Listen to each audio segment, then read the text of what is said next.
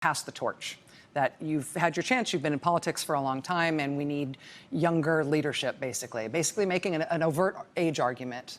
A fact that he had a heart attack at the age of 78 that is going to linger over his candidacy here, Wolf, as we get more information about how severe that actually was. Yeah, this is a very disturbing development indeed. Stand by. I want to bring in our chief medical correspondent, Dr. Sanjay Gupta. What we know now is that 2.5 days later, he's out and about. He's discharged from the hospital.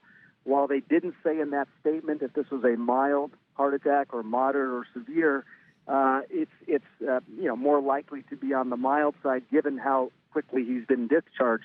Clearly, this is a serious problem. Someone who's 78 years old, has a heart attack, has 2 stents inserted. What kind of recovery? How long will he be on the sidelines, do you think, from the campaign trail? What are his doctors telling him? Because we all know Senator Sanders is a very lively guy. He goes out there, he's very assertive, very energetic, but presumably this is going to cause him to slow down. We don't know the answer to that.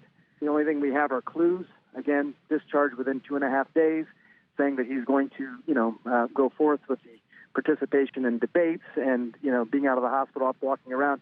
Those are all positive signs. Yeah, but Sanjay, the pressure on him out there on the campaign trail to do what he's been doing is going to be enormous right now. What's your recommendation? Someone who's 78 years old, just had a heart attack, had stents inserted. Shouldn't that person calm down for a bit, rest, recuperate, get his strength back, and then maybe in a few weeks go back out on the campaign trail if he wants to?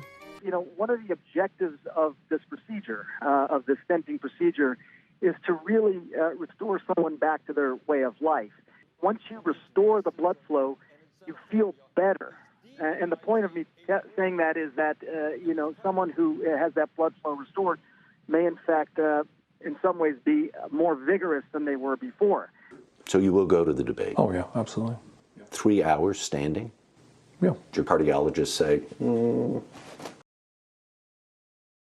No. Not an issue? Not an issue. So that's when the question of age was injected into tonight's debate. Bernie Sanders, 2 weeks after a heart attack. And one more note about Bernie Sanders' health. A heart attack. Heart attack. A heart attack. Heart attack. Heart attack. Heart attack. It was a heart attack.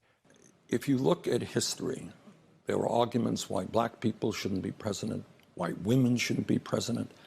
I think you have to look at the totality of the person. There are some people who are 90 who are a lot more active and energetic than people who are 50.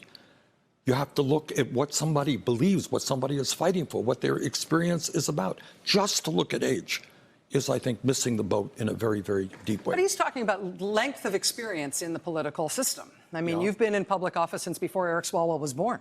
I mean, he's saying people who have been in the system, have been trying all this time to make change, need to get out of the way. Shut up and sit down. What is those people's position? Do they believe in Medicare for all? Have they fought to raise the minimum wage? Have they been a leader in tackling the issues of climate change? Have they been on picket lines their whole lives standing with working people, been active in the women's movement, active in the gay movement? In other words, it's just not good enough to say, hey, I'm young, pass me the torch. You got to tell me what you stand for, what your vision of America is.